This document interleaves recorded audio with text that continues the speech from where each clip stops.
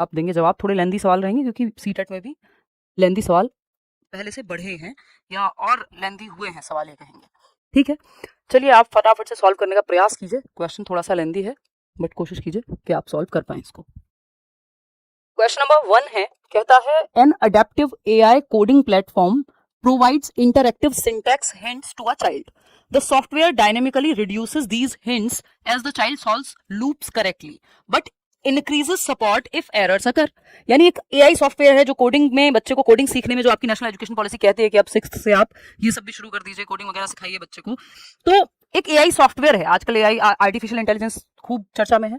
तो AI software है जो बच्चे को कोडिंग के उस लेवल के सवाल देता है जिस लेवल के वो कर पाए, या उसको हिंट्स देता है जहां वो अटकता है। अगर वो फेलियर, मतलब उसमें फेल हो जाता है उसको अटेम्प्ट करने में, या सॉल्व नहीं हो रहे जिस लेवल के सवाल, तो उससे थोड़ा नीचे लेकर के आता है। फिर अगर जितने लेवल के हो पा रहे हैं उससे ऊपर डिफिकल्टी लेवल के क्वेश्चंस देता है और हिंट देता है, हेल्प करता है। यानी कि जैसे आप एक कंप्यूटर में गेम हुआ करता था पहले, वो शायद सॉलिटेयर बोलते थे या तो उसको, तो उसमें हिंट्स आती थी। या आप पासवर्ड भूल जाएं अगर अपने कंप्यूटर का, तो वो हिंट का ऑप्शन देता है आपको, या लैपटॉप का। तो एटलीस्ट विंडोज में तो ऐसा होता ही है। तो अब वो हिंट क्या है, स्कैफोल्डिंग का काम कर रही है। ठीक, या आप एक गेम खेल रहे हैं, वो नेक्स्ट लेवल पे जाने आपको तब जाएगा जब आप उस लेवल को क्रैक कर लेंगे। ठीक, इजी टू डिफिकल्ट बना होता है जो गेम है। या इवन यहाँ पे अगर हम इस कोडिंग प्लेटफॉर्म की बात करें कि जैसे जैसे बच्चा सॉल्व करता जाएगा तो सपोर्ट को डिक्रीज किया जाएगा, जहां वो अटकेगा तो सपोर्ट को बढ़ा दिया जाएगा। यानी जहां बच्चा अटक रहा हो उसकी मदद करो, जहां बच्चा कर पा रहा है चीजें तो और उसको डिफिकल्टी लेवल +1 करते जाओ। ठीक है, ये वाइगॉट्स्कियन टर्म्स में इस सीक्वेंस को क्या कहेंगे कि जहां ज्यादा जरूरत है बच्चे को वहां ज्यादा हेल्प करो, जब वो खुद से सॉल्व करने लगे तो थोड़ा मुश्किल कर दो टास्क को, डिफिकल्टी लेवल बढ़ा दो, जैसे हमने बढ़ाया है ये सवाल ला करके। पहला ऑप्शन है classical behavioural conditioning through mechanical negative reinforcement.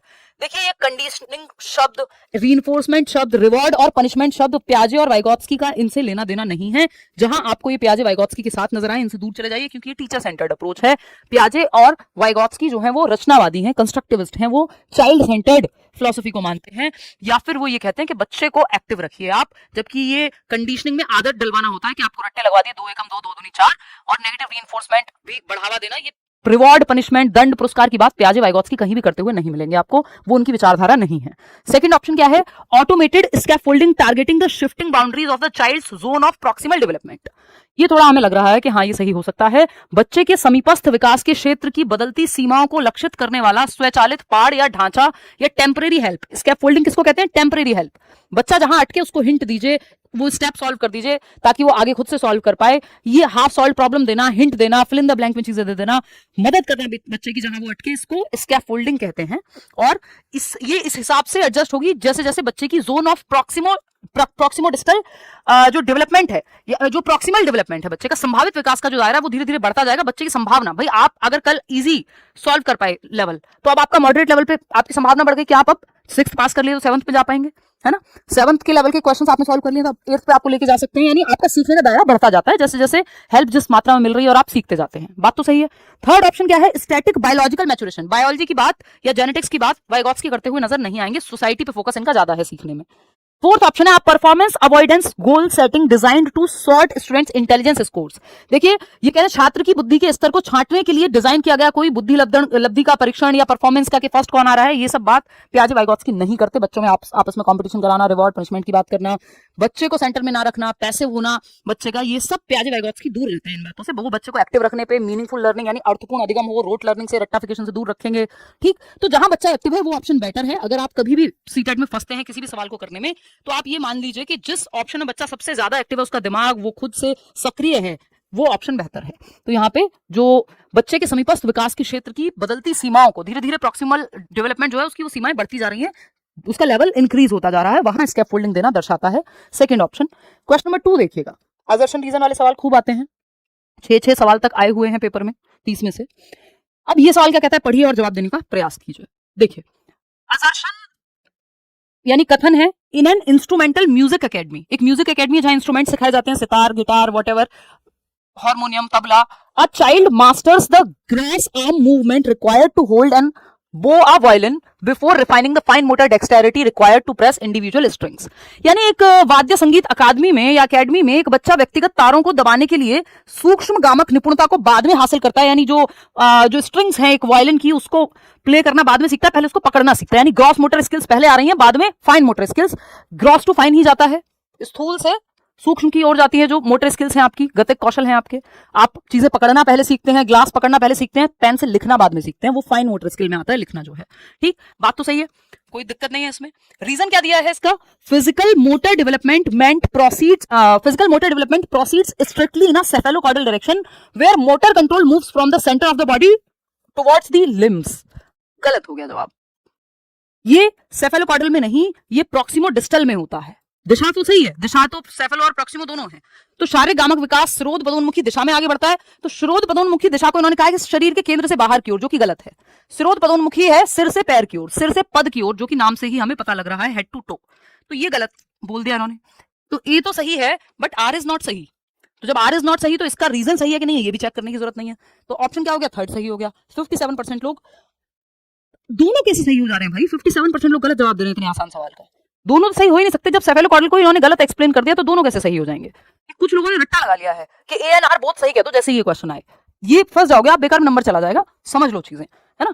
Third option is the right answer. आगे बढ़ेंगे, क्वेश्चन नंबर, ये ऐसा है कि पहले बड़ी मसल्स का प्रयोग यानी ग्रॉस मोटर स्किल्स, बड़ी मांसपेशियां जिसमें आर्म्स हैं, आपकी लेग्स हैं, स्थूल गतिक कौशल, छोटी जिसमें आपकी हाथों की और आंखों की मांसपेशियां शामिल है, तो वो जो स्ट्रिंग बजाने में आपकी हाथों की मांसपेशियों का प्रयोग होता है, जबकि वायलिन को पकड़ने में ग्रॉस मोटर स्किल्स आपकी आर्म्स बाहों की मांसपेशियों का प्रयोग है। तो ग्रॉस टू फाइन तो सही था, पहली बात तो सही थी, है ना। और ये किससे जुड़ा हुआ है अगर आप देखोगे, ये सेफेलोकॉर्डल से नहीं, इसका एक्सप्लेनेशन अगर इन्होंने दिया होता है यहाँ पे प्रॉक्सिमो डिस्टल, सेंटर से पेरिफेरी, तो ये सही हो जाता है, उस केस में ये सही हो जाता।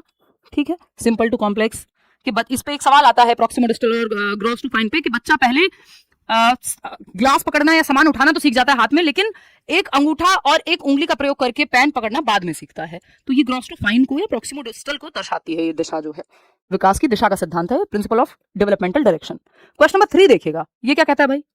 क्वेश्चन नंबर 3 कहता है an adaptive AI learning system analyses a 10-year-old child's performance patterns in real time to adjust tasks. How would a developmental psychologist describe the resulting changes in the child's cognitive strategies? मतलब क्या है, हिंदी में भी पढ़ लेते हैं। एक अनुकूलनशील यानी अडेप्टिव एआई है जो अडेप्ट कर रहा है, सिचुएशन के हिसाब से बदलता है, अडेप्ट होता है। एआई का मॉडल है आर्टिफिशियल इंटेलिजेंस का।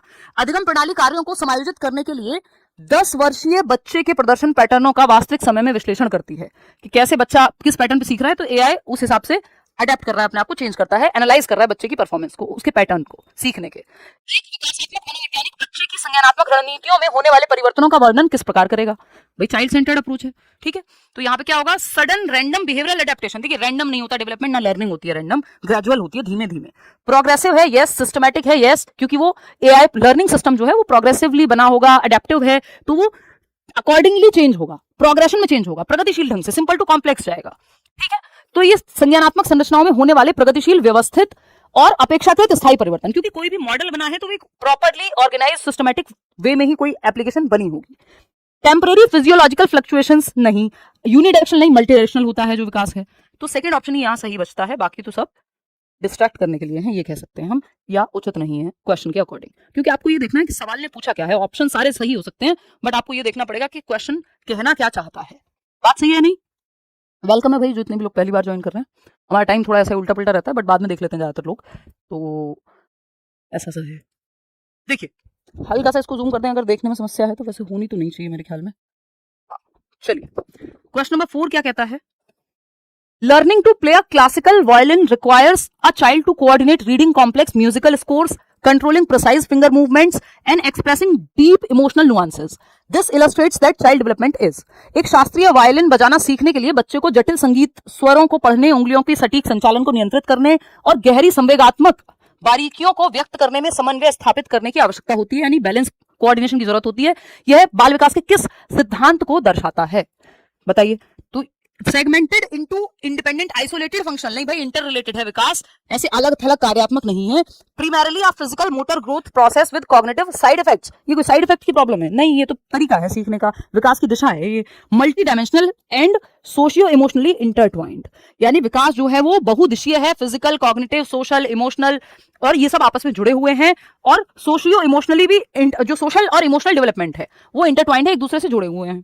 तो यही सबसे बेहतरीन ऑप्शन हमें दिख रहा है कि जो बच्चे के विकास को ठीक से समझता है, विकास के सिद्धांतों को ठीक से समझता है। यूनि डायरेक्शनल नहीं होता विकास, सिंगल डायरेक्शन में नहीं होता, यूनि का मतलब सिंगल होता है, मल्टी डायरेक्शनल होता है विकास, ना कि सिर्फ एक ही दिशा में चलता है। है ना, शारीरिक भी होगा, मानसिक भी होगा, सामाजिक भी होगा, संवेगात्मक भी होगा। समझ गए बात? चलिए आगे बढ़ते हैं। थर्ड ऑप्शन राइट हो गया, बाकी सारे गलत हैं। आगे बढ़ेंगे, क्वेश्चन नंबर 5 देखिएगा। ये क्या कहता है भाई? देखिए, आप अगर पढ़ के समझ पा रहे हैं क्वेश्चन को तो 50% काम आपका हो जाएगा पढ़ते ही, क्योंकि आप अगर पढ़ के समझ के सवाल ने पूछा क्या है तो half of your job is done, काम आपका हो गया आधा। देखिए क्वेश्चन नंबर 5 है, during a school science experiment on air pressure a student experiences cognitive conflict when a plastic bottle collapses unexpectedly. Contrast the explanations of Piaget and Vygotsky regarding how the child resolves this conflict. भाई वायु दाब पर एक school विज्ञान प्रयोग के दौरान, यानी एयर प्रेशर पे एक एक्सपेरिमेंट कर रहा था बच्चा साइंस की क्लास में, एक छात्र संज्ञानात्मक द्वंद का अनुभव करता है। पेपर 1 पेपर 2 जिसके भी लिए जा रहे हैं सबके लिए हेल्पफुल है क्योंकि सीडीपी सेम है। जब एक प्लास्टिक की बोतल अप्रत्याशित रूप से पिचक जाती है, उसमें से हवा निकल जाती है, कोलैप्स हो जाती है, तो इस बच्चा जो है वो द्वंद में, इस द्वंद को, इस कॉन्फ्लिक्ट को कैसे हल करेगा कि ये क्यों हुआ? पियाजे और वाइगोत्स्की इसको क्या कहेंगे? ये जो है डिसइक्विलिब्रियम की स्टेज है अगर आप पियाजे के अकॉर्डिंग देखेंगे, क्योंकि अचानक से जो चीज हुई है बच्चे के स्कीमा में, उसकी सॉफ्टवेयर में, उसके दिमाग में वो चीज पहले से नहीं थी, वो एक्सपेरिमेंट करते हुए सामने आई है।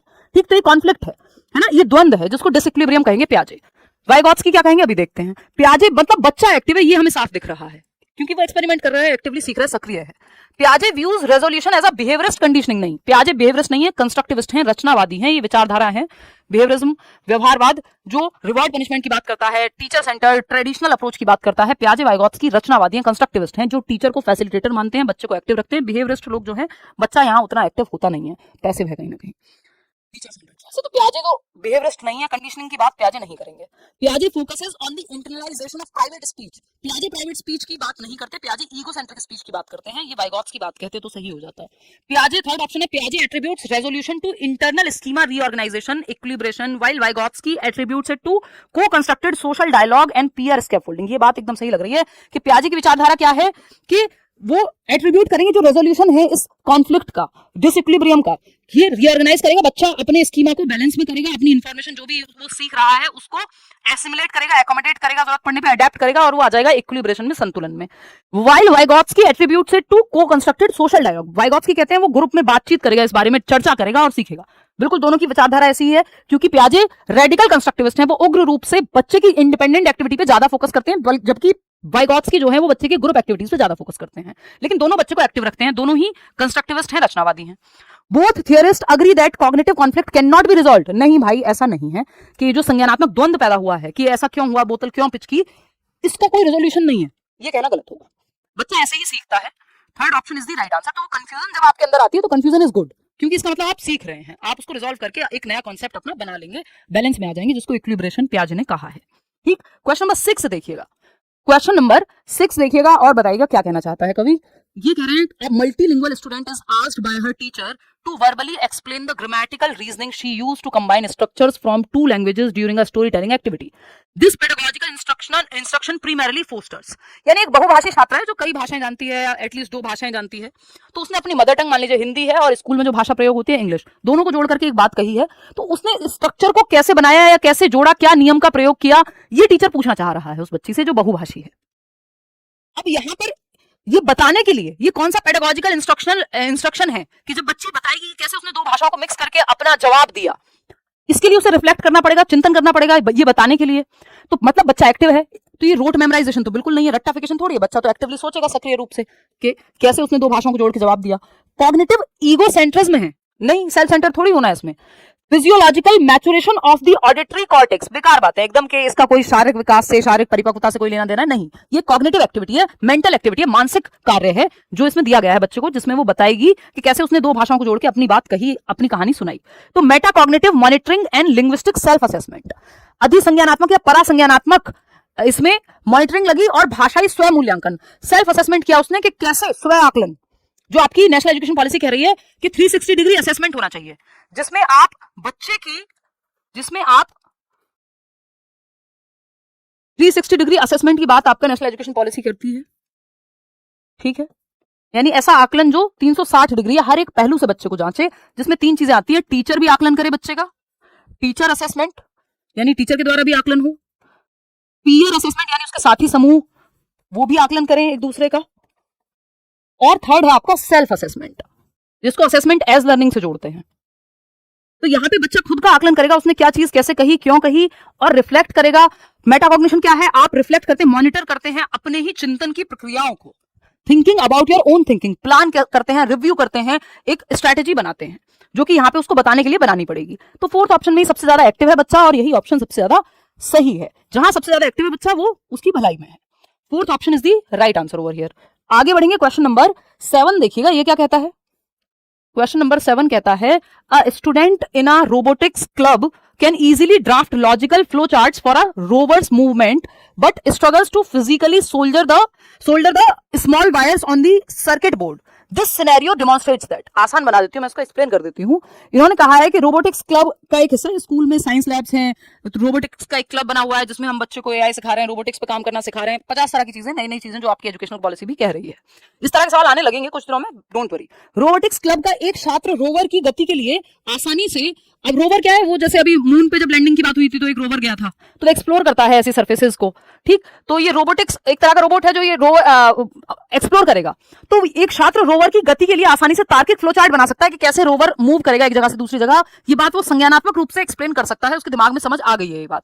लेकिन सर्किट बोर्ड पर छोटे छोटे तारों को भौतिक रूप से कैसे मिलाना है, तारों को जोड़ना कैसे एक्चुअल में, इसमें वो उसको दिक्कत आ सकती है, जबकि एक्सप्लेन करने में उसको दिक्कत नहीं किसी कॉन्सेप्ट को, यानी कॉग्निटिवली तो समझ रहा है, लेकिन जब एक्चुअल में फिजिकली वो काम करना पड़ रहा है तो वहां थोड़ा सा स्ट्रगल है। इसका एक्सप्लेनेशन क्या होगा? फर्स्ट ऑप्शन है, cognitive development can proceed fine motor maturation and physical coordination. Possible है।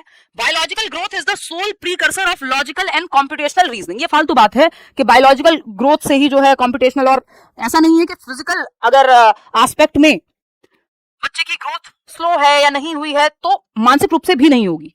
प्रभावित करते हैं दोनों एक दूसरे को, लेकिन स्टीफन हॉकिंग इसका एग्जांपल है। ऐसे बहुत सारे उदाहरण हैं जो लोगों का शरीर शायद शारीरिक रूप से समस्या है लेकिन दिमाग प्रॉपर विकसित हुआ है।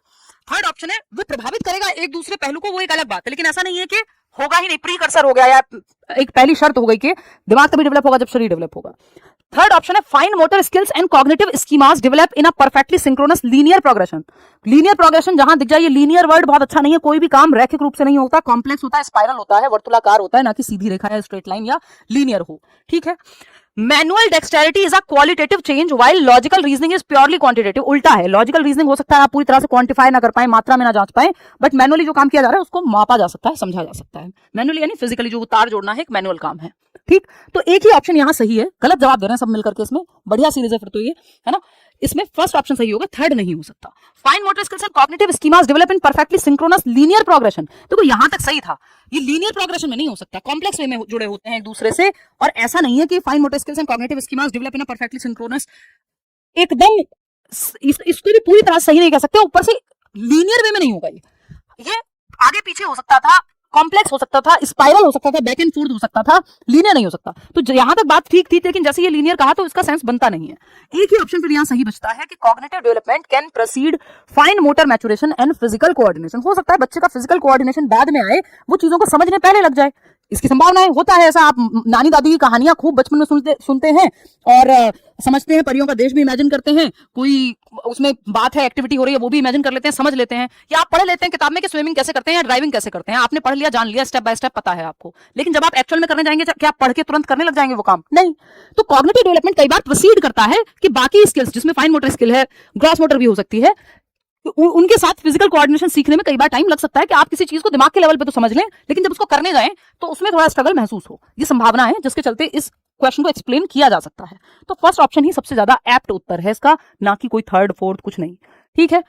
तो इसको ऐसे भी देख सकते हो कि एक कहानी है जिसमें आपने समझ लिया मेंटली कैसे किसी टास्क को करते हैं, जूता कैसे, फीते कैसे बांधते हैं, ये पढ़ लिया आपने, आपको किसी ने बता दिया, तो दिमाग से तो समझ लिया आपने, लेकिन जब आप करने गए तो आप कंफ्यूज हो गए। वहां पे कई बच्चे जब बटन लगाते हैं तो उल्टे सीधे लग जाते हैं, तो ऐसा थोड़ी कि उसने बटन लगाते हुए देखा नहीं है किसी को, या बटन लगाने के बारे में उसे पता नहीं है, दिमाग में तो पता ही है उसे। तो कई बार एक्टिविटी करते हुए जो है आप, इसी को कहते हैं कि जो आपने थियोरेटिकल पढ़ी है कोई चीज और करके देखा है किसी चीज को, तो उसमें थोड़ा गैप आ सकता है। क्वेश्चन नंबर 8 देखिएगा, ये क्या कहता है। During a text-based Python coding session, a child easily memorizes basic syntax commands but cannot comprehend nested loops until they reach a specific level of neurological readiness. एक बच्चा है जो बेसिक कमांड्स दी जा रही हैं एक टास्क के दौरान, उनको वो याद कर ले रहा है स्टेप्स को, लेकिन जो complex level of neurological readiness है, यानी जो मैच्योरेशन है अभी उसके दिमाग में वो नहीं आई है, मैच्योरिटी नहीं आई है। इट्स लाइक कि आप तीसरी क्लास के बच्चे को 10वीं क्लास का सिलेबस पढ़ाने लगे तो हो सकता है वो जितनी भाषा उसको आती है उस बेसिस पे वो याद कर ले किसी चीज को, बट उसको समझ ना आए वो चीज। ठीक है, कितनी कविताएं हैं जिनका मीनिंग आप बाद में बड़े होकर समझते हैं, बचपन में बस आप रट्टा लगा लेते हैं। ठीक, तो पाइथन कोडिंग सत्र के दौरान एक बच्चा बुनियादी सिंटेक्स यानी बेसिक स्ट्रक्चर क्या होता है किसी सेंटेंस का या जो भी एक उस प्रोसेस का रूल्स तो उसने याद कर लिए, कमांड्स तो याद कर लिए कि लेफ्ट लेना है कि राइट लेना है, लेकिन वो कॉम्प्लेक्स कॉन्सेप्ट को कभी समझेगा जब उसका न्यूरोलॉजिकल मैच्योरेशन, जिसको रेडीनेस कह रहे हैं, तत्परता आएगी दिमाग के लेवल पे, शरीर के लेवल पे। बात तो सही है, कोई दिक्कत तो है नहीं इसमें। ये क्या दर्शाता है कि this highlights that learning runs completely independent of the boundaries set by biological maturation। Completely independent है सीखना परिपक्वता से, नहीं भाई, कॉम्प्लीमेंट्री है, एक दूसरे के पूरक हैं, एक दूसरे को प्रभावित करते हैं। आप 3 महीने के बच्चे को साइकिल चलाना नहीं सिखा सकते, क्यों? क्योंकि वो मैच्योर नहीं है, अभी परिपक्वता नहीं आई है। तो ये इंडिपेंडेंट नहीं है कि सीखना अलग है मैच्योरिटी अलग है। अगर मैच्योरिटी कई बार प्री कंडीशन बन जाती है, आप सिखा ही नहीं पाएंगे अगर मैच्योर नहीं है व्यक्ति, बायोलॉजिकली उसकी वो स्टेज ही नहीं आई है। इसीलिए तीसरी क्लास के बच्चे का सिलेबस उसकी उम्र के हिसाब से, उसकी मैच्योरिटी के हिसाब से डिजाइन होता है, और 10वीं क्लास का उस लेवल से। तो ये क्या है, मैच्योरिटी पे और आपका बहुत ज्यादा ट्रेनिंग का प्रभाव नहीं है। ऐसा नहीं कि आप खिला पिला के पढ़ा के मैच्योर कर देंगे किसी को, उसका पॉजिटिव प्रभाव पड़ सकता है, लेकिन मैच्योरिटी बाय डिफॉल्ट अनफोल्ड होती है। जैसे आपके दांत निकलने में आपका कोई रोल खास है नहीं, एक बेसिक न्यूट्रिशन मिल जाए आपको, आपके हाथ और पैर जन्म से होते हैं, जब से आपका जन्म होता है, लेकिन उनमें चलने की ताकत मैच्योरिटी से आती है। तो मैच्योरिटी टाइम के साथ हेरिडिटी से मिली क्षमताओं का अनफोल्ड होना है। ठीक, सेकंड ऑप्शन, दाढ़ी मूंछ आना, लड़कियों में मेंस्ट्रुएशन साइकिल का शुरू होना, इसे मैच्योरिटी का उदाहरण है। ये मेंटली भी वर्क करता है, फिजियोलॉजिकली भी वर्क करता है, highly related to heredity. Second option है, कुत्तों में अलग होगा, इंसानों में अलग होगा, हाथी में अलग होगा, तो वो हर एक स्पीसी के अपनी मैच्योरिटी या हेरिडिटी की जेनेटिक कोडिंग है, उसके हिसाब से मैच्योरिटी आती है। क्वेश्चन ऑप्शन नंबर 2 देखिएगा, is a passive behaviourist process. नहीं भाई, बच्चा तो एक्टिव है, इसमें पैसिव बिहेवियरिस्ट कहां है? ये तो कंस्ट्रक्टिविस्ट है, कॉग्निटिविस्ट है, जिसमें बच्चे की डेवलपमेंट को समझा जा रहा है। Occurs automatically through biological maturation without environmental interaction, maybe is constrained and supported by the biological maturation. ये उतना बेहतर नहीं था। ये कह रहे हैं कि आप बच्चे को एक बेसिक कमांड तो समझा सकते हो, लेकिन वो प्रॉपर तभी समझेगा उस चीज को जब वो न्यूरोलॉजिकल रेडीनेस यानी मैच्योरिटी आ जाएगी उस चीज की। ठीक है, आपने कोई डेफिनेशन याद करवा दी, पियाजे ने 4 स्टेजेस दी हैं, एक तीसरी क्लास के बच्चे को याद करवा दो आप कि पियाजे की 4 स्टेजेस हैं बेटा, और ये SPCF, sensory motor, pre operational, concrete operational और फॉर्मल ऑपरेशनल। लेकिन उसको समझ में कब आएगा? जब वो उसकी उस स्थिति में आ जाएगा, उतना मैच्योर होगा, उसकी एज, उसमें एब्स्ट्रैक्ट थिंकिंग आ जाएगी एक उम्र के साथ, तब वो प्रॉपर समझ पाएगा। तो याद करवाना या एक बेसिक मेमोराइजेशन के बेसिस पे चीजें फीड कराना अलग है, लेकिन जब तक न्यूरोलॉजिकल रेडीनेस या मैच्योरिटी नहीं आएगी तब तक वो प्रॉपर नहीं सीख पाएगा। तो दोनों चीजें, मैच्योरिटी और लर्निंग, जुड़े हुए हैं, डेवलपमेंट भी। तो is constrained and supported by the biological maturation limits of the child, कि ये कंस्ट्रेन्ड है कुछ हद तक जो आपकी मैच्योरिटी है, automatically through biological maturation without environmental interaction. आप सिखा नहीं पाएंगे ना, अगर एनवायरमेंट में सिखाया नहीं। बच्चा 5 साल का हो गया और आप साइकिल सिखाएंगे नहीं, अगर उसके एनवायरमेंट में होगा ही नहीं तो नहीं सीखेगा वो। सिर्फ मैच्योरिटी से थोड़ी होगा, एनवायरमेंटल रोल भी चाहिए। तो इस कंस्ट्रेंट लर्निंग के लिए एटलीस्ट कुछ चीजें जो बायोलॉजिकल है वो अपने आप आ जाएंगी, दांत अपने आप निकल आएंगे, वो एक अलग बात है, लेकिन कुछ चीजें लर्निंग के लिए आपको एनवायरमेंट भी तो देना पड़ेगा। तो बच्चे की जैविक परिपक्वता की सीमाओं द्वारा सीमित और समर्थित होता है, जो अधिगम है, ये हम कह सकते हैं कि किस एज में है, किस स्टेज में है, उस हिसाब से उसको सिखाया जाएगा, उसी हद तक सिखाया जाएगा। तो fourth option is the right answer. Question number 9, question number 9 ये देखिएगा, identify the correct pedagogical statements regarding Vygotsky's model of dynamic assessment during a robotic assembly task. अच्छे सवाल है, जिसको लगता है वो बहुत धुरंधर हो गया है, सारा सिलेबस पढ़ लिया है ना, आसानी सवाल सॉल्व कर लेता है, मुश्किल नहीं लगते हैं सीटेट के सवाल, तो वो ये सवाल करे व्यक्ति तो उसको काफी हेल्प मिलेगी उसका स्तर बढ़ाने में।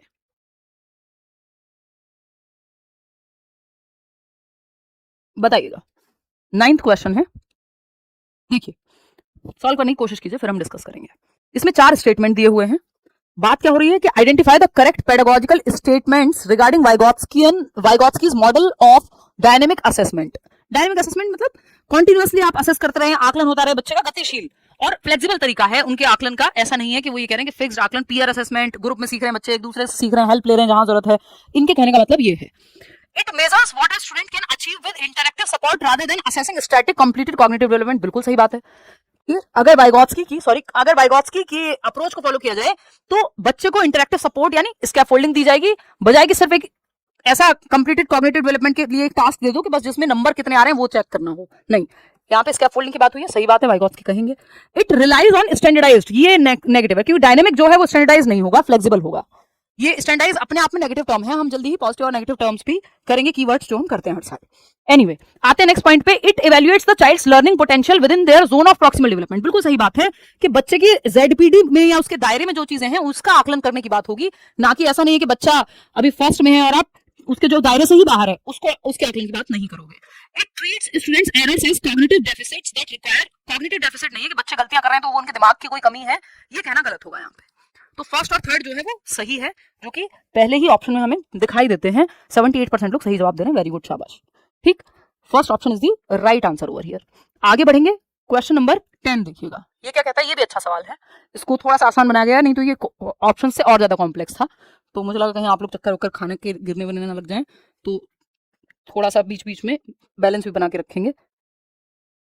क्वेश्चन नंबर 10 देखिए, अभी 20 सवाल हमें और करने हैं, कंप्लीट सेट है, 30 आउट ऑफ 30 आप ला पाएंगे अगर आप इस तरह के सवाल अच्छे से कर लें तो। ठीक है, प्लीज टेक डेली क्लासेस। भाई मेरी पूरी कोशिश है कि नेक्स्ट वीक में मैं डेली क्लासेस ले पाऊँ, मैं कमिट नहीं कर रही हूँ, बट प्रयास मेरा पूरा रहेगा, है ना, और टाइम पे भी हो पाए, 9 सवा 9 के करीब हम शुरू कर दें क्लास।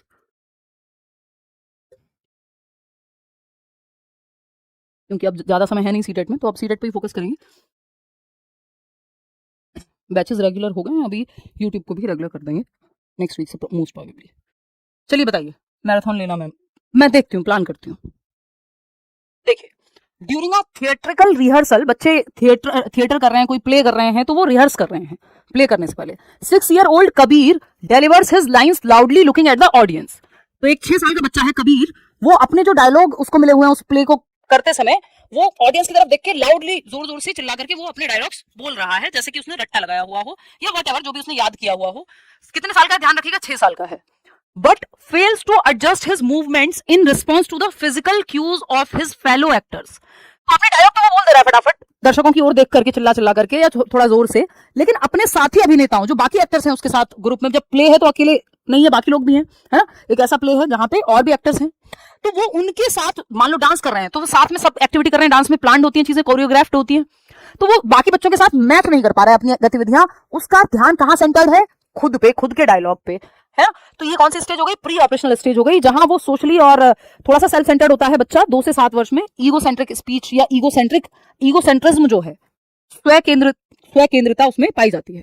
ठीक है, आसान हो गया ये क्वेश्चन, और थोड़ा मुश्किल बन सकता था या था पहले ओरिजिनली जैसा हमने बनाया था, बट देन ये क्या हो गया, मैंने इसको छोटा कर दिया ताकि आप आसानी से जवाब दे पाए। तो बच्चा सेल्फ सेंटर्ड है, बाकियों के साथ उस लेवल पे नहीं जा पा रहा, इस तरफ ये इशारा करता है क्वेश्चन। इसी स्टेज को, ये 2 से 6 वर्ष को, 2 से 7 वर्ष को हम अर्ली चाइल्डहुड भी कहते हैं, एनीवे प्ले वे स्टेज भी कह देते हैं। आगे बढ़ेंगे, क्वेश्चन नंबर 11, ये क्या कहता है, children residing in an industrialised zone with high chemical pollution show slower cognitive processing speed compared to their biological siblings raised in an eco-friendly environment. This difference is classified under. यानी जो उच्च रासायनिक प्रदूषण वाले औद्योगिक क्षेत्र में रह रहे हैं बच्चे, दिल्ली में रह रहे हैं, जहां IQ 1000 IQ बोल रही हूँ मैं, तो इंस्पायर हो गई हूँ यहाँ के उनसे, चीफ मिनिस्टर जी से, तो जहां यहाँ का जो AQI है वो 1000 पहुंच जा रहा है, वहां अगर आप रह रहे हैं, और एक आप रह रहे हैं जहां 50 AQI है, क्या ही हो गया आज, एनीवे तो AQI है आपका, तो वो जो बच्चा इकोलॉजिकली बेहतर जगह पे रह रहा है, पहाड़ों में है मान लो, जहां 50 AQI है, एक बच्चा है दिल्ली में है जहां 400-500, तो ऐसा लगता है कि सही है, सब रह रहे हैं क्योंकि, ठीक, तो वो सही तो नहीं है। तो वो बच्चा जो केमिकली पोल्यूटेड जगह पे है, या मान लो भोपाल गैस त्रासदी हुई, अब उस एरिया में जो उस समय लोग रह रहे होंगे या उसके बाद भी, तो प्रभावित होगा उनका संज्ञानात्मक विकास, क्योंकि केमिकल पोल्यूशन है वहां बहुत ज्यादा, या किसी भी तरह का अगर पोल्यूशन है तो प्रभावित तो करेगा, लंग्स को करे, दिमाग को करे। दूसरा बच्चा है जो साफ जगह पे रह रहा है, बायोलॉजिकल सिबलिंग्स हैं, यानी जिनकी 50% जो DNA है वो सेम होता है, ठीक, उस केस में अगर हम देखें, यानी भाई बहन हैं या बहन बहनें हैं, 2 बच्चे हैं एक ही माँ बाप के, अलग अलग घरों में बड़े हुए हैं, एक इको फ्रेंडली माहौल में रह रहा है और दूसरा है जो हाई केमिकल जोन में रह रहा है, तो इसका संज्ञानात्मक विकास पे उन दोनों के क्या फर्क पड़ेगा, या ये जो अंतर आएगा ये कैसे समझा जाएगा। ये इंटरनल अंतर है, हेरिडिटी फैक्टर्स दैट डिटरमिन, नहीं भाई ये एनवायरमेंट का अंतर है, क्योंकि वो ऐसी, जिन बच्चों को ऐसी भट्टियों में, फैक्ट्रियों के आसपास काम करने को दिया जाता है जहां पे बहुत ज्यादा पोल्यूशन है, उनके विकास पे, उनके फेफड़ों पे, उनके जीवन पे बहुत प्रभाव पड़ता है उस चीज का, उनके संज्ञानात्मक विकास पे भी प्रभाव पड़ता है। तो ये इंटरनल फैक्टर नहीं है हेरिडिटी वाला, ये एक्सटर्नल फैक्टर है, एनवायरमेंट का फैक्टर है। सेकंड ऑप्शन है प्रीनेटल बायोलॉजिकल फैक्टर है, प्रीनेटल यानी गर्भ से जुड़ा हुआ है, नहीं भाई ये तो एनवायरमेंट, वातावरण से जुड़ा हुआ है, गर्भ में तो कोई ये बात ही नहीं हो रही है। External environmental factors acting postnatally on cognitive functioning, बच्चे के दिमाग पे जन्म के बाद पड़ने वाले प्रभाव से संबंधित कारक हैं, ये बाहरी कारक हैं, ये बिल्कुल सही बात है। एनवायरमेंट जो है, ये पोल्यूशन की जो बात हो रही है, केमिकल पोल्यूशन की, एनवायरमेंट में है। Constitutional genetic factors linked with autosomal chromosomes, कोई ऑटोसोम या जो क्रोमोसोम्स है उससे जुड़ी हुई कोई समस्या नहीं, प्योरली एनवायरमेंटल प्रॉब्लम है, ठीक है। बस क्वेश्चन को कॉम्प्लेक्स बनाने के लिए उसमें उसकी सिबलिंग्स की बात हुई थी, तो थर्ड ऑप्शन है सही है। आप लोग जवाब दे रहे हैं मैक्सिमम लोग। क्वेश्चन नंबर 12 देखिएगा। क्वेश्चन नंबर 12 क्या कहता है? क्वेश्चन नंबर 12 assertion है a 7-year-old child can successfully design a virtual city in an interactive spatial coding game but fails to comprehend abstract textual coding logic। यानी एक 7 वर्ष का बच्चा है जो कॉन्क्रीट ऑपरेशनल स्टेज में है, प्याजे के अकॉर्डिंग मूर्त संक्रियात्मक अवस्था में है, इंटरेक्टिव गेम में वर्चुअल शहर का मानचित्र बना लेता है जब वो गेम खेल रहा है। कौन सा होता है वो, कौन सा गेम है जिसमें मैप करके मेंटल मैप्स और व्हाटएवर, बहुत सारे गेम्स होते हैं जिसमें अलग अलग चीजें बनानी होती हैं बच्चों को, तो वो वहां तो बना लेता है वो उस तरह के मैप, बट अमूर्त रूप से टेक्सुअली कोडिंग में उसको दिक्कत होती है अभी, क्योंकि अमूर्त चिंतन अभी आया नहीं है। बात सही है, ऐसा पॉसिबल है, 7 साल का है, क्योंकि रीजन क्या है? अकॉर्डिंग टू जीन पियाजे children in the concrete operational stage can perform operations on physical objects और their direct visual representations but struggle with abstract hypothetical symbols. बिल्कुल सही बात है कि जो कॉन्क्रीट ऑपरेशनल यानी 7 से 11 वर्ष के बच्चे हैं, इनको मूर्त चीजों के प्रति तो लॉजिक आ जाता है कि शहर बनाने में उनको पता है कौन सा रूम कैसा होगा, जो चीजें दिख सकती हैं, जिनका इमेज में रिप्रेजेंटेशन हो सकता है, जिनको छुआ जा सकता है, देखा जा सकता है, उन चीजों पे वो ज्यादा सोच पाता है, बजाय कि जो एब्स्ट्रैक्ट नंबर्स हैं, चाहे वो कोडिंग के हो, क्या कोडिंग की लैंग्वेज हो, चाहे वो फिजिक्स के कॉम्प्लेक्स प्रॉब्लम्स हो, वो अभी वो सॉल्व नहीं कर सकता। बात तो सही है, इसका रीजन भी सही है, तो A and R are true और R is the correct explanation. इसमें जो लोग अपना वो एकदम जिनका पक्का आंसर यही रहता है, उनका ये आंसर सही हो गया। आगे बढ़ेंगे नेक्स्ट क्वेश्चन पे। क्वेश्चन नंबर 13 देखेंगे। On EVS on an ecology project when I insisted that all students build identical model ecosystems using a standardized written guide, many students felt highly anxious, copied layouts and failed to understand ecological loops। क्योंकि आपने कह दिया उनको कि सबको एक ही जैसा identical model बनाना है, स्टैंडर्डाइज्ड रिटन गाइड है, सबके लिए सेम तरीका फॉलो करेंगे, सब अपनी क्रिएटिविटी नहीं लगानी है। However, when I allowed them to select roles, designers, researchers, mediators, they co-constructed meaning effectively। This teachers reflection, यानी टीचर ने ये पाया कि जब उनको स्टैंडर्डाइज्ड गाइडलाइंस दे दी गई थी कि बस ऐसे ऐसे स्टेप बाय स्टेप ये चीजें फॉलो करनी है, नकल करके ले आए वो सारे के सारे बच्चे, या सेम तरीका सबका सेम ही मॉडल्स थे, लेकिन जब मैंने उन्हें अपनी भूमिकाएं, यानी बच्चा एक डिजाइनर है, एक शोध करता है, वो अपने तरीके से सोच पाए किसी चीज पे, तो वो बेहतर एक्टिवली, फिर तो वो बच्चा एक्टिव हो गया, एक्टिव है तो बेहतर है। तो स्टैंडर्डाइजेशन इज नेसेसरी नहीं भाई, ये नेगेटिव मानते हैं हम इस टर्म को, मानकीकरण को, है ना। Ignoring developmental readiness and student agency leads to rote performance without genuine conceptual change। ये बात एकदम सही है, क्योंकि आपने बच्चे की कौन कितना रेडी है, किस लेवल पे उसका डेवलपमेंट हुआ है, इसको इग्नोर करके सिर्फ सबको सेम इंस्ट्रक्शंस दे दिए, यूनिफॉर्म इंस्ट्रक्शन कहेंगे इसको, जो कि नेगेटिव है, जिसकी वजह से बच्चों ने रट्टा लगाना शुरू कर दिया, वो अपने इंडिविजुअल डिफरेंसेस को नहीं देख पाए। Cooperative learning is only effective for artistic task, नहीं ऐसा नहीं है, कोऑपरेटिव लर्निंग हर जगह हेल्प करती है बच्चों को ग्रुप में सिखाना। Children should be segregated based on IQ, बच्चों को अलग थलग नहीं करना है आईक्यू के आधार पर, गलत बात है ना, bad manners. Second option is the right answer. Question number 14 देखिएगा आप, क्वेश्चन नंबर 14 देखिएगा, ये क्या कहता है बताइएगा।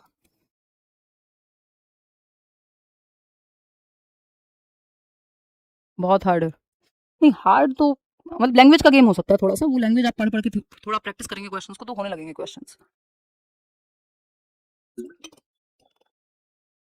ये क्वेश्चंस आपको मिल जाएंगे और तब आप एक बार खुद से भी पढ़िएगा टेलीग्राम चैनल पे, क्योंकि जब आप वीडियो में देखते हैं तो यहाँ स्टेप फोल्डिंग है, हेल्प मिल रही है आपको कि मैं पढ़ के समझा देती हूँ क्वेश्चन, तो कई लोगों के तो इसलिए भी सॉल्व हो जाते हैं, खुद से करते तो नहीं होते सॉल्व, क्योंकि इनफ प्रैक्टिस नहीं की, खुद से पढ़ के समझाने की, क्वेश्चन को पढ़ने की अप्रोच नहीं डेवलप की।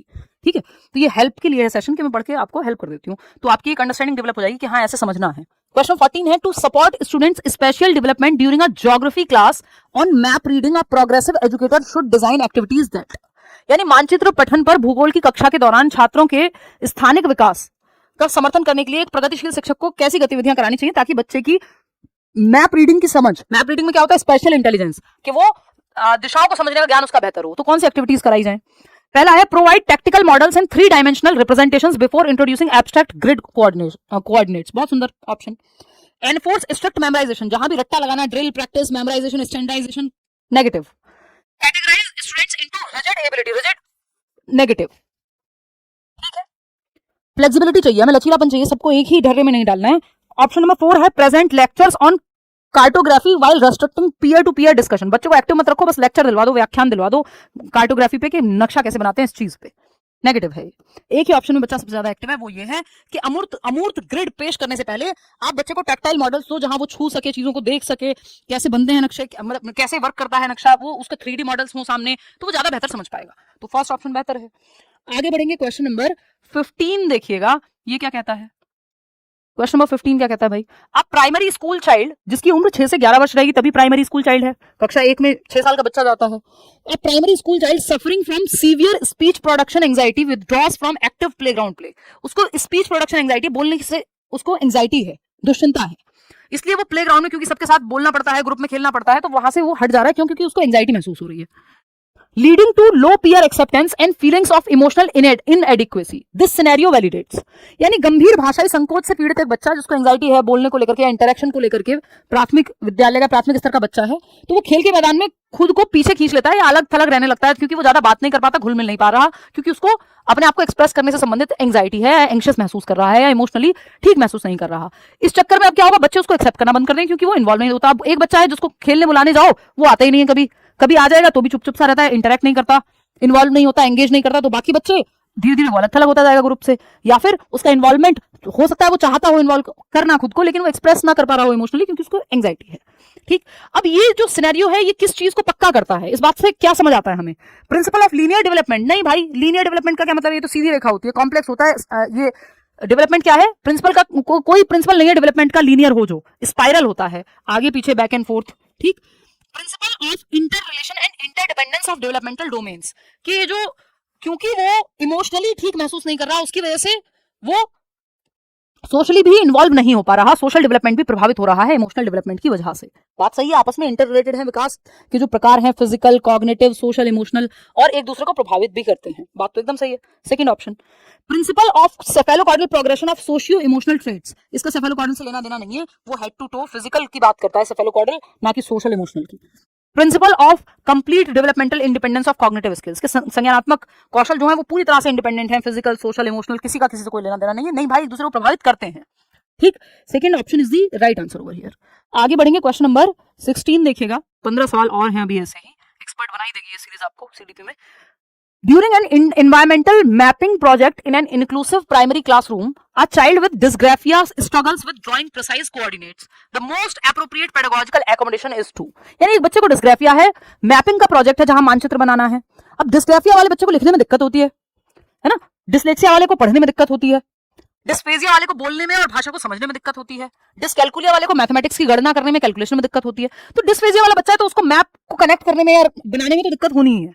ठीक, अब इस स्थिति में टीचर को क्या करना चाहिए, तो पूरी तरह से प्रिसाइज कोऑर्डिनेट्स नहीं कर पा, सटीक निर्देशांक खींचने में या बनाने में दिक्कत है उसको, तो शैक्षणिक अनुकूलन या शैक्षणिक तरीका क्या होगा कि उसको हम सिखा पाए, अल्टरनेट क्या होगा, पेडागोजिकल मेथड, उसके लिए क्या डिफरेंशिएटेड इंस्ट्रक्शन को ध्यान में रखते हैं, बताइए।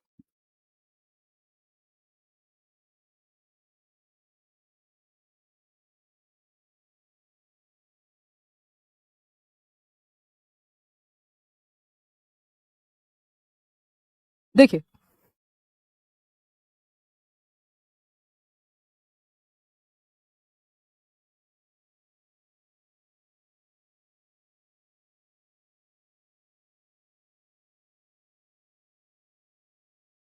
देखो एक बार क्वेश्चन नंबर 16 देखना, penalise the child's poor drawing skills, उस पे पेनल्टी लगा दो, बच्चे को दंड दो क्योंकि वो नहीं ड्रॉ कर पाएगा डिस्ग्राफिया की वजह से, तो ये गलत तरीका है, ये तो कोई तरीका, कोई मेथड नहीं हुआ एकोमोडेट करने का बच्चे को। सेकंड ऑप्शन है क्योंकि आपको इंक्लूसिव एजुकेशन में हर बच्चे को सिखाना है अलग अलग मेथड्स अपना करके, excuse the child from the activity entirely to avoid classroom anxiety and lowered self esteem. बच्चों को आप कहोगे तुम बेटा तुम्हें क्योंकि एंजाइटी है, तुम्हें ये है, तुम गतिविधि से दूर ही रहो, तुम मत पार्टिसिपेट करो, जबकि आपको हर बच्चे को पार्टिसिपेट कराना है, बजाय कि उसको क्या दिक्कत है, उस दिक्कत को समझते हुए उसके लिए सही मेजर्स लेकर के। ठीक, नेक्स्ट है provide adaptive digital tools, tactile map assets और allow the child to verbally direct a partner to draw, कि भाई उसका साथी है वो ड्रॉ कर लेगा, वो उसको गाइडेंस दे सकता है वर्बली, टैक्टाइल मटेरियल दे दो जिसमें वो टच फील कर सके, और भी तो तरीके हैं सिखाने के, सिर्फ यही तरीका थोड़ी कि लिख के ही वो अपनी समझ को व्यक्त कर पाएगा। आइसोलेट द चाइल्ड, आइसोलेट नहीं करना, अलग थलग नहीं करना, लेबल नहीं करना, सेग्रीगेट नहीं करना, segregation is against the law of nature, अलग अलगाव प्रकृति के नियमों के खिलाफ है, इंक्लूसिव एजुकेशन इसका बिल्कुल खंडन करती है ना, इंक्लूजन और सेग्रीगेशन एकदम ऑपोजिट वर्ड है, तो third option is the right answer over here. आगे बढ़ेंगे, क्वेश्चन नंबर 17 देखिएगा, ये क्या कहता है, क्वेश्चन नंबर 17 देखिएगा और जवाब दीजिएगा, देखिए फटाफट से।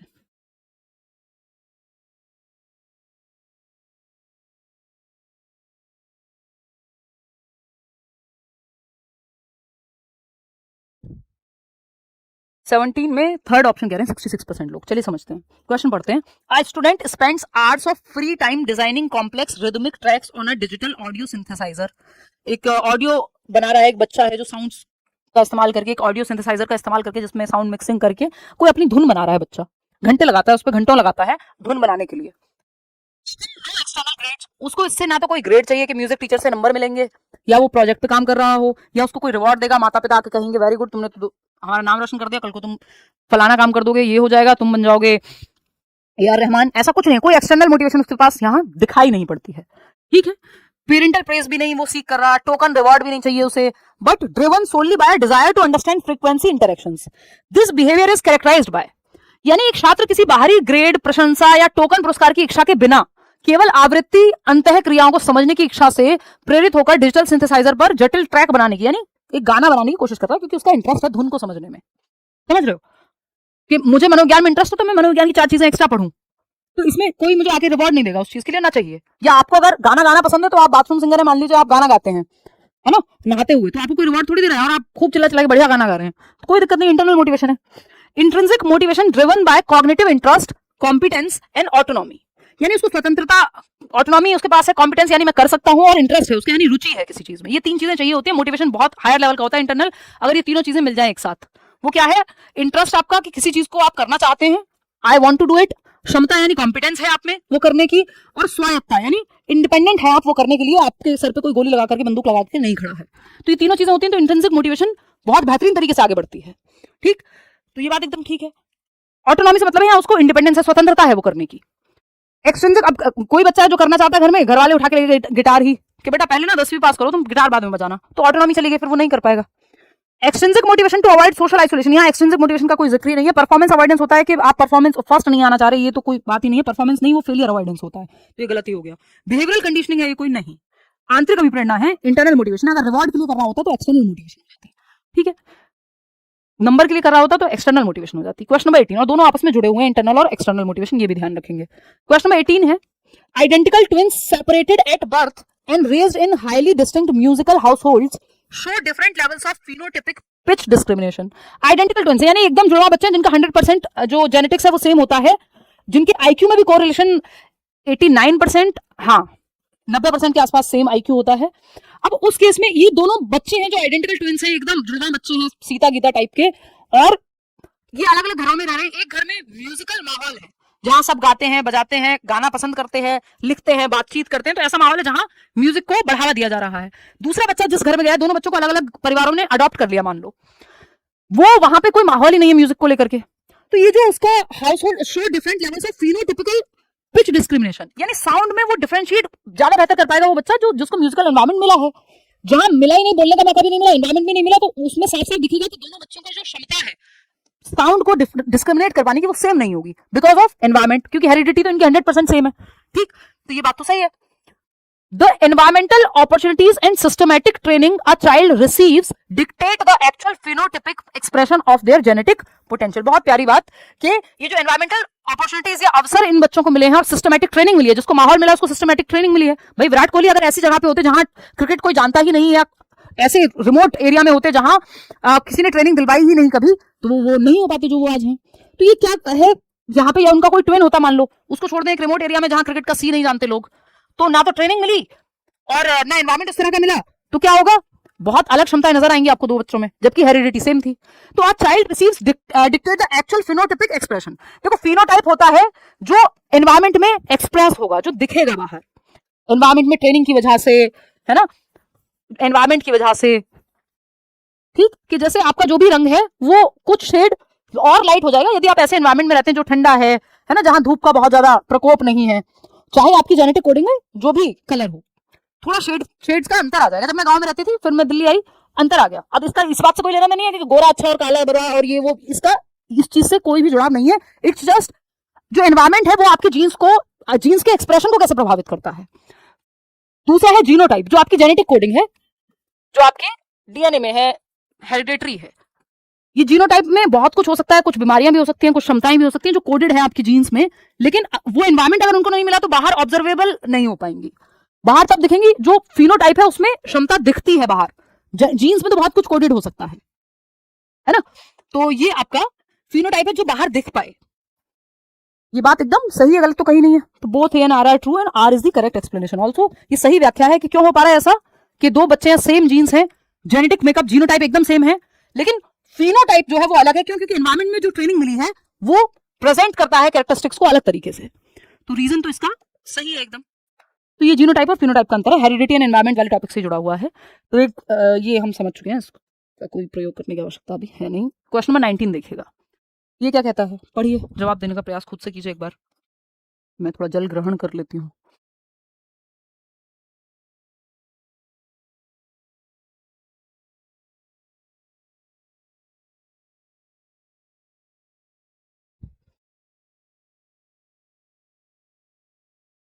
हाँ बिल्कुल हेल्पफुल है तनिषा, पुरानी प्लेलिस्ट भी ऑफ कोर्स। क्वेश्चन नंबर 19 देखिएगा, while constructing a solar powered water filtration system 8-year-old Meera whispers steps to herself। एक 8 साल की मीरा है जो फिल्ट्रेशन सिस्टम, जो सोलर पावर्ड फिल्ट्रेशन सिस्टम है, वाटर को फिल्टर करता है, सोलर पावर्ड, उसको वो कैसे काम करता है अपने ही आपसे बात कर रही है उसके स्टेप्स को लेकर के। 8 वर्ष की मीरा है। First connect the negative wire, कि भाई ये जो वायर है इसकी पहले नेगेटिव वाली कनेक्ट करो, वायर होते हैं ना तार। Then align the tube, wait it is leaking, tighten it, कि भाई लीक कर रहा है, चलो चलो जल्दी इसको बंद करो। जैसे आप खुद से बात कर रहे हैं, आपकी गाड़ी स्टार्ट नहीं हो रही, बाइक स्टार्ट नहीं हो रही, तो आप सोच रहे हैं यार देखूं कहीं कोई दिक्कत तो नहीं है, चाबी सही जगह पे है क्या, है ना, मैंने कोई गियर में तो नहीं है गाड़ी इसलिए नहीं हो रही स्टार्ट, बैटरी तो डाउन नहीं होगी, खुद से बातें करते हो आप। ये जो खुद को दिशा देना है इसको सेल्फ टॉक कहेंगे, प्राइवेट स्पीच है वाइगॉट्स्की के अकॉर्डिंग, है ना, सिंपल सी बात है। तो आप लोग सही जवाब दे रहे हैं 85% लोग, थर्ड ऑप्शन। तो ये सिंटैक्स एरर नहीं है, कोई प्री ऑपरेशनल ईगो सेंट्रिज्म नहीं है, ये तो दिशा दे रही है बच्ची खुद को। तो प्राइवेट स्पीच, और वाइगॉट्स्की के अकॉर्डिंग पूछा है, ईगो सेंट्रिक तो हम कहते हैं पियाजे के according. Private speech used as a self regulatory cognitive tool, खुद को दिशा देने के लिए प्राइवेट स्पीच का इस्तेमाल वाइगॉट्स्की ने किया है। थोड़ा सा इसमें एज और आगे है, वो 3 से 6 वर्ष कहते हैं, बट ऐसा तो नहीं है कि प्राइवेट स्पीच का इस्तेमाल 8 वर्ष की उम्र में नहीं हो सकता, क्योंकि वो खुद को गाइडेंस दे रही है बच्ची। तो प्राइवेट स्पीच ये वाइगॉट्स्की का कॉन्सेप्ट है, ये बायोलॉजिकल रिफ्लेक्स नहीं है। ठीक, 3 प्रकार की स्पीच की बात वाइगॉट्स्की करते हैं, और इस पे प्राइवेट स्पीच पे एक सवाल हमेशा आता ही है सीटेट में। जैसे आप कोई मैथ्स की प्रॉब्लम सॉल्व कर रहे हैं पेपर में, आप सीटेट के एग्जाम में हॉल में बैठे हुए हैं और आप खुद से बातें कर रहे हैं, नहीं यार ये बताया था हमने, लेट्स लर्न पे तो ये पढ़ा था, करियर विल पे तो ये पढ़ा था, ये वाला ऐसे नहीं ऐसे होगा, मुझे बताया तो था हिमांशी ने कि यूनिफॉर्म इंस्ट्रक्शन नहीं होता सही, या स्टैंडर्डाइज्ड इंस्ट्रक्शन नहीं होता, डिफरेंशिएटेड इंस्ट्रक्शन पॉजिटिव होता है। तो आप खुद से बातें कर रहे हैं हॉल में, है ना, वो बात अलग है, लोग आपको कहने आ जाएंगे भाई क्या बातें कर रहे हो, या जब आप चीजें याद करते हो तो खुद से बोलते हो, खुद को ही रिवाइज करा के सुनाते हो, वो प्राइवेट स्पीच है।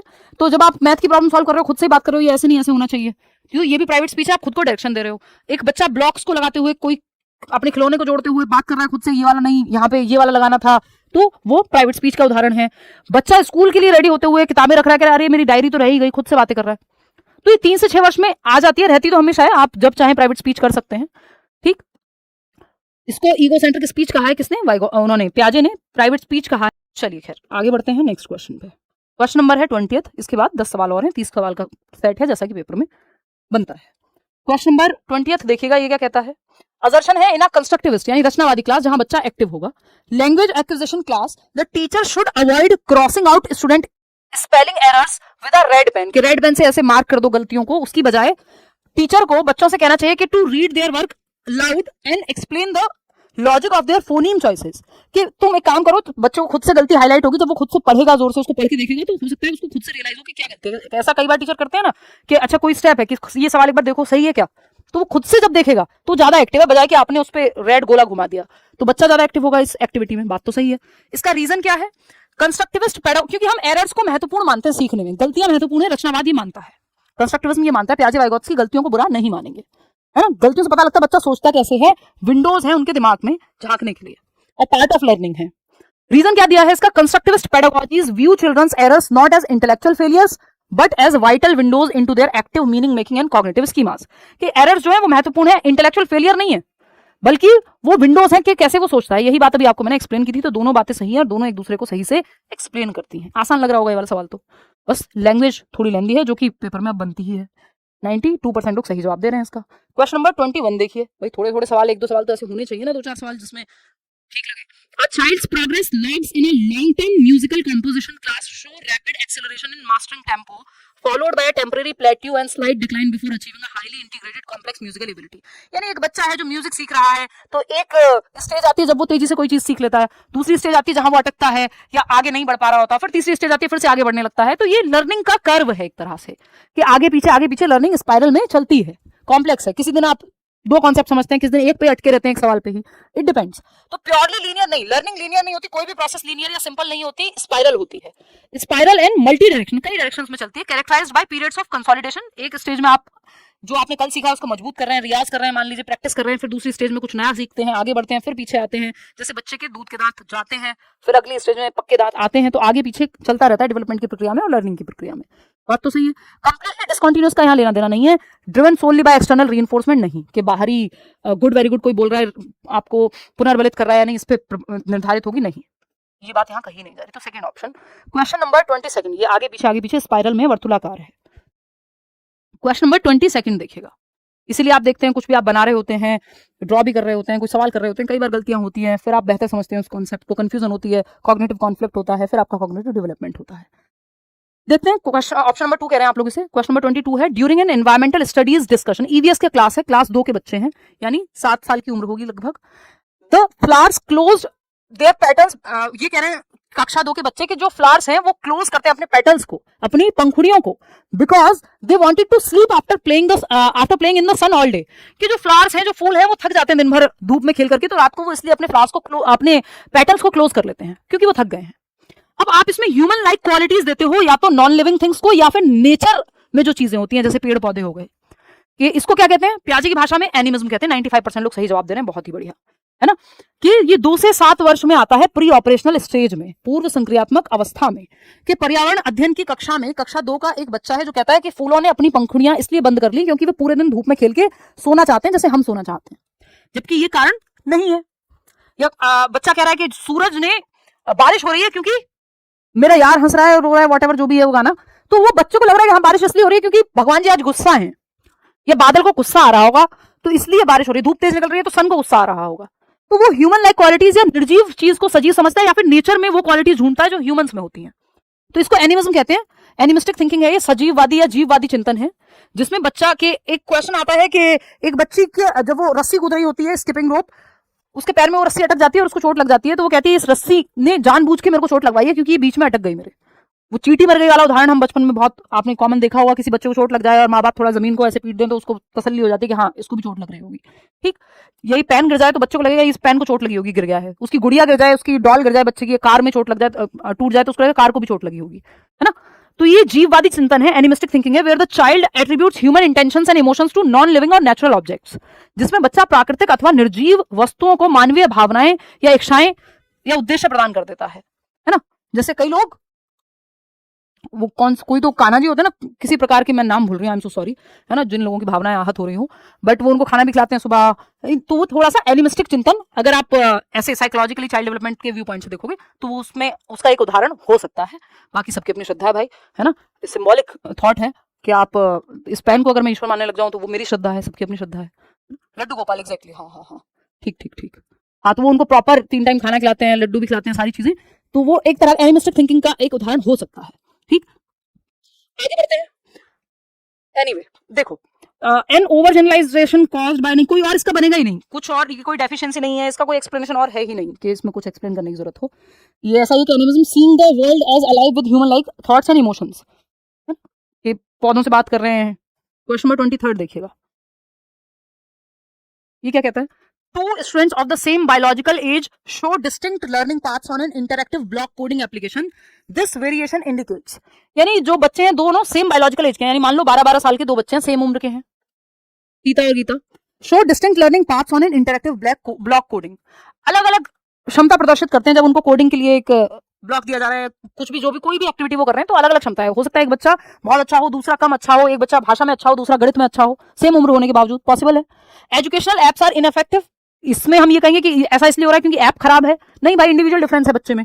संज्ञानात्मक विकास विशुद्ध रूप से कालानुक्रमिक आयु की अनुरूपता का परिणाम है, नहीं कि सिर्फ क्रोनोलॉजिकल एज, जितने साल आपको धरती पे आए हुए हो गए उसको क्रोनोलॉजिकल एज कहते हैं, जो आपकी डीओबी से आज तक का समय है। तो ऐसा नहीं कि सिर्फ क्रोनोलॉजिकल, दो सेम एज के लोग बिल्कुल अलग सोच सकते हैं, उनकी संज्ञानात्मक क्षमता, cognitive level, IQ level different हो सकता है। इंटेलिजेंस का स्तर। Standard classrooms must replace interactive apps, ये भी बेकार बात है। देखना है बच्चे के पक्ष में कौन सा ऑप्शन बात कर रहा है, वो है fourth option. Learners possess individual learning rates, हर बच्चे का अपनी गति होती है, अपनी दर होती है सीखने की। Shaped by the interaction of heredity and environment, के कारण जो भी उनका एक कॉम्बिनेशन बना है उसके आधार पर वो अपनी दर पे सीखते हैं, किसको कैसा एनवायरमेंट मिला है ना, किसका किस चीज में इंटरेस्ट है, ये सब रीजंस हो सकते हैं। Fourth option. क्वेश्चन नंबर 24 देखिएगा, आप थोड़े से आसान लग रहे होंगे लास्ट में आते आते सवाल। देखिए, कॉन्ट्रास्ट हाउ जीन पियाजे and Lev Vygotsky would explain a 5-year-old child muttering aloud to herself, first connect the blue block then make the tart roll। यानी एक बच्चा जो अपना रोबोटिक्स को एक खिलौने को डिजाइन करते हुए या उसके साथ बात कर रहा है, उसके साथ खेलते हुए, पियाजे और वाइगोत्स्की कैसे अलग अलग सोचेंगे सेम एक्टिविटी को करते हुए। कि एक बच्ची है शीला, वो कोई खिलौना या रोबोटिक्स बना रही है, रोबोटिक्स टॉय है उसका जिसको वो असेंबल कर रही है और अपने आप से बातें कर रही है। तो पियाजे और वाइगोत्स्की का देखने का नजरिया कैसे अलग होगा सेम एक्टिविटी को। आपको पता है ये प्राइवेट स्पीच है वाइगोत्स्की के अकॉर्डिंग, पियाजे के अकॉर्डिंग इसको ईगोसेंट्रिक स्पीच कहते हैं। तो पियाजे इसको सेल्फ टॉक कहेंगे, ईगोसेंट्रिक स्पीच कहेंगे, representing pre operational cognitive limitations. हाँ बिल्कुल सही बात है कि बच्चा सेल्फ सेंटर्ड है इसलिए ईगोसेंट्रिक टॉक कर रहा है। While Vygotsky would view it as private speech acting as an essential self regulatory या सेल्फ डायरेक्शन देने वाला एक चीज। बायोलॉजिकल मैच्योरेशन का रिफ्लेक्स है, vocalisation as a form of socialised speech, ये वाइगोत्स्की कहेंगे, पियाजे नहीं कहेंगे। Both theorist would agree that this vocalisation is a sign of sensory processing delay है, कोई नहीं।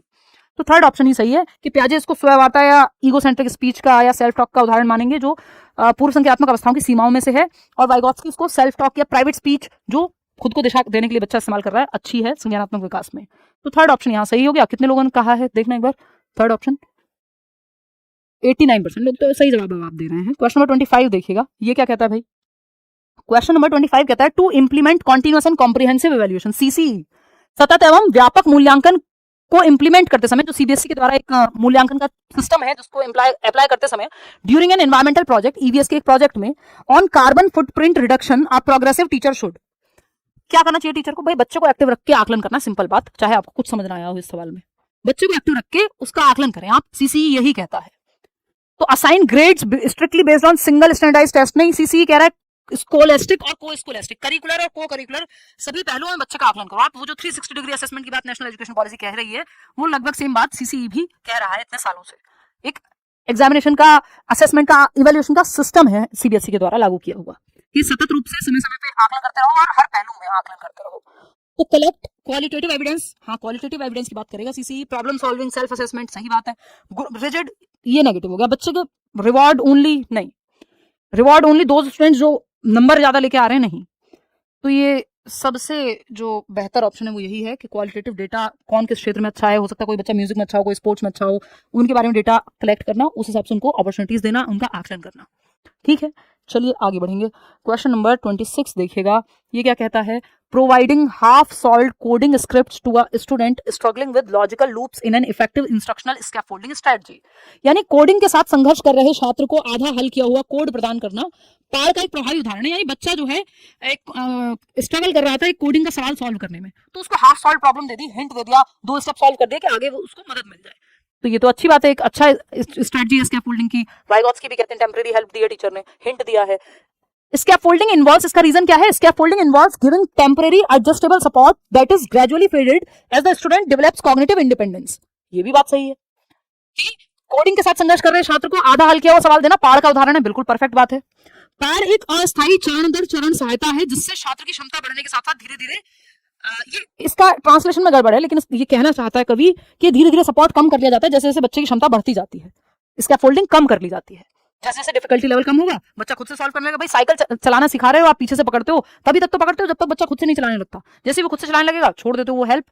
अब आपको हेल्प मिल रही है क्वेश्चन सॉल्व करने, पेपर देने थोड़ी मैं आपके साथ जाऊंगी। तो स्कैफोल्डिंग तब तक है जब तक आप खुद से सॉल्व करना सीख जाएंगे सवाल, ठीक, फिर वो उस मात्रा में हटा ली जाती है। तो ANR बोथ आर ट्रू, इसमें कोई भी दो राय नहीं है, और ANR सही है और सही से व्याख्या भी करता है, एक ही जो R है आपका। ठीक है, क्वेश्चन नंबर, तो ये वही साइकिल वाला उदाहरण है, धीरे धीरे स्कैफोल्डिंग हटा ली जाती है जैसे जैसे आप खुद से स्वयं से करने लगते हैं किसी काम को। क्वेश्चन नंबर 27 देखिएगा। A student learns the implicit norms of teamwork, active listening and peer negotiations while participating in a middle school theatre production. This is an example of, एक छात्र माध्यमिक विद्यालय यानी 6ठी से 8वीं कक्षा में होगा कि नाटक में भाग लेते समय एक जैसे नुक्कड़ नाटक टाइप होते हैं, उसमें टीम वर्क, सक्रिय रूप से सुनना, सहकर्मियों के साथ बातचीत करना, एक दूसरे को समझना, ये सब सीख रहा है। ये किसका उदाहरण है? प्राइमरी सोशलाइजेशन का, सेकेंडरी का रोट बिहेवियरल कंडीशनिंग है, इसमें रट्टा तो कहीं नहीं लग रहा, बच्चा तो एक्टिव ही है। इनेट बायोलॉजिकल मैच्योरेशन का नहीं भाई, सोशली बात हो रही है, ग्रुप में सीखने की, और कहाँ हो रही है, स्कूल में हो रही है, घर पे तो नहीं हो रही है। तो ये सेकेंडरी सोशलाइजेशन, वो ग्रुप में रहना, समाज में कैसे, समाज के क्या तौर तरीके, नियम, कायदे, कानून है, कैसे रहते हैं, ये वो सेकेंडरी सोशलाइजिंग एजेंसी से सीख रहा है, जिसको स्कूल कहते हैं। अगर ये घर पे सीख रहा होता तो ये प्राथमिक फैमिली हो जाती। ठीक है। सामाजिकरण क्या है? एक प्रक्रिया है जिसके माध्यम से आप समाज के एक्टिव मेंबर बनते हैं, समाज में रहना, उसके तौर तरीके, नियम, कायदे, कानून सीखते हैं। क्वेश्चन नंबर 28, और इसका सोशलाइजेशन का जेंडर पर प्रभाव पड़ता है। इस बार एक क्वेश्चन आया हुआ था, बिल्कुल साफ साफ ध्यान रखिएगा कि अगर आपको जो कहानियां सुना करके बड़ा किया गया है घर में, तो जेंडर का कॉन्सेप्ट, जिन घरों में दोनों भाई बहनों को बराबर अधिकार मिले हैं, सेम तरीके से देखा गया है, तो वहां पे उसका सोशलाइजेशन बच्चे का, उसका समाज में रहने का तौर तरीका डिफरेंट होगा। जहां एक पहलू को दबाया गया है, एक पक्ष को दबाया गया है, या सेम आजादी नहीं मिली है, वहां डिफरेंट होंगी चीजें, या उसका प्रभाव पड़ेगा कि जेंडर को कैसे देखते हो आप। क्वेश्चन नंबर 28 देखिएगा, identify the correct pedagogical statement regarding the relationship between maturation and learning. Learning और मैच्योरेशन के बीच में ये रिश्ता क्या कहलाता है, इसके बारे में सही स्टेटमेंट चूज करने हैं। 4 ऑप्शन है। पहला है, learning can not be forced through rigorous drills before the baseline neurological maturation of relevant motor and cognitive regions achieved. ये बात हमने शुरू में भी की थी कि एक स्तर का यदि मेच्योरिटी नहीं आई है तो आप नहीं सिखा सकते बहुत सारी चीजें। आप साइकिल चलाना 6 महीने के बच्चे को नहीं सिखा सकते, एक बेसिक लेवल की मेच्योरिटी चाहिए, तब आप लर्निंग करा सकते हैं। लर्निंग के लिए एक basic level of maturity mandatory है। सेकंड ऑप्शन है, biological maturation sets the potential boundaries with in which specific learning experiences can be integrated. यानी जो बायोलॉजिकल मैच्योरेशन है वो एक बाउंड्री सेट कर देती है जिसके तहत स्पेसिफिक लर्निंग एक्सपीरियंसेस इंटीग्रेट किए जा सकते हैं। कुछ हद तक सही है। Maturation and learning work in isolation, isolation में तो नहीं है, ये दोनों जुड़े हुए हैं। मैच्योरेशन और लर्निंग कॉम्प्लीमेंट्री प्रोसेसेस हैं, एक दूसरे की पूरक हैं। मैच्योरेशन, डेवलपमेंट, लर्निंग तीनों आपस में जुड़े हुए हैं, इंटरडिपेंडेंट हैं। ऐसा नहीं है कि यह डेवलपमेंटल प्रक्रियाएं हैं, विकासात्मक प्रक्रियाएं हैं, चाहे वो मैच्योरिटी हो चाहे वो लर्निंग हो। क्लासरूम डेवलपमेंट के अंदर आती है। Classroom instruction is most effective when it targets the gap between completed maturation and the child zone of proximal development. यानी जहां जरूरत है बच्चे को वहां उसको आप मदद दीजिए। फर्स्ट और फोर्थ यहां से लग रहा है, और हमें सेकंड में भी कोई ऐसी आपत्तिजनक बात नहीं लगी कि जो मैच्योरिटी है वो कुछ हद तक लिमिट सेट कर देती है, क्योंकि हेरिडिटी ब्लूप्रिंट तैयार करती है कि आपकी एक हाइट बढ़ेगी, इस लेवल तक ही जा पाएगी। ये एक लिमिट तो सेट करती है आपकी जो हेरिडिटी है। तो फर्स्ट, सेकंड और फोर्थ यहाँ पर सही जवाब है। इसके साथ हम जाएंगे। कितने लोग सही जवाब दे रहे हैं? 58% लोग। ठीक है, क्योंकि मैच्योरिटी हेरिडिटी संबंधित, और हेरिडिटी ब्लूप्रिंट तय कर देती है, रॉ मटेरियल दे देती है, डेवलपमेंट के लिए हायर और लोअर लिमिट सेट कर देती है। अगर आपके जीन्स में एक सर्टेन हाइट से ऊपर जाने की क्षमता नहीं है तो आप कितना भी अच्छा खाना खिला लीजिए, नहीं होगा कि उससे बहुत ज्यादा ऊपर आप चले जाएंगे। तो हायर और लोअर लिमिट जो है आपकी हेरिडिटी सेट कर देती है डेवलपमेंट में। क्वेश्चन नंबर 29 देखिएगा, सेकंड लास्ट सवाल है आज का। Why does pairing a struggling student with an advanced peer during a game design coding activity lead to cognitive acceleration under Vygotsky's theory. एक बच्चा जो स्ट्रगल कर रहा है, जिसको थोड़ी डिफिकल्टी है, उसको एडवांस पीयर के साथ, जो थोड़ा एडवांस लेवल पे है, तो यानी एक कमजोर बच्चा थोड़ा सा और एक थोड़ा एक्सपर्ट बच्चा, दोनों को साथ में ग्रुप बना दिया। यानी ऐसे बच्चे हैं जिसमें एक बच्चा जो मैथ्स में बहुत अच्छा है, दूसरा हो सकता है जो साइंस में बहुत अच्छा हो या सोशल साइंस में बहुत अच्छा हो, दोनों एक दूसरे से सीख सकते हैं। जिसका जो वीक पॉइंट है वो दूसरे से सीख लेगा, तो ये तो अच्छी बात है वाइगोत्स्की के according. It forces the struggling student to passively, नहीं भाई एक्टिवली सीखेगा, पैसिव थोड़ी, निष्क्रिय थोड़ी बच्चा है। बच्चे को पैसिव कभी नहीं करना पेडागोजी के किसी ऑप्शन में, जब तक नॉट ना लिखा हो। It triggers physiological maturation of the prefrontal cortex. ये वाइगोत्स्की प्रीफ्रंटल कॉर्टेक्स हेरिडिटी की बहुत ज्यादा बात नहीं करते, बायोलॉजी की बात बहुत ज्यादा नहीं करते। Social scaffolding with in their zone of proximal development.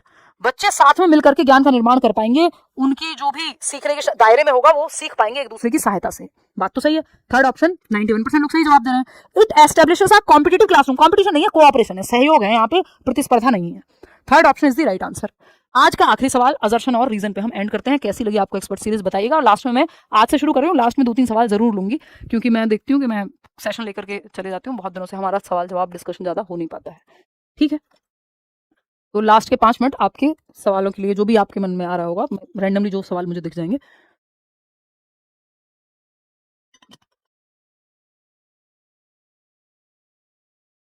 चलें आगे। क्वेश्चन नंबर 30 देखिएगा, ये क्या कहता है? असर्शन है, a teacher intentionally withholds the complete procedure for solving a real life classroom problem and encourages learners to generate and evaluate their own solution strategies. बच्चा active है, बात सही है।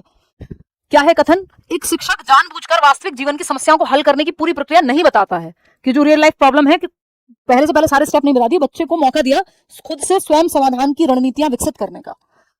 कि भाई खुद से सॉल्व करके देखो, इंडिपेंडेंटली उसको सोचने का मौका दिया जा रहा है, विच इज गुड। बच्चा एक्टिव है, जिस ऑप्शन में बच्चा एक्टिव है वो ऑप्शन अच्छा है, क्योंकि बच्चे के पक्ष में रहना है आपको, बात हो गई खत्म।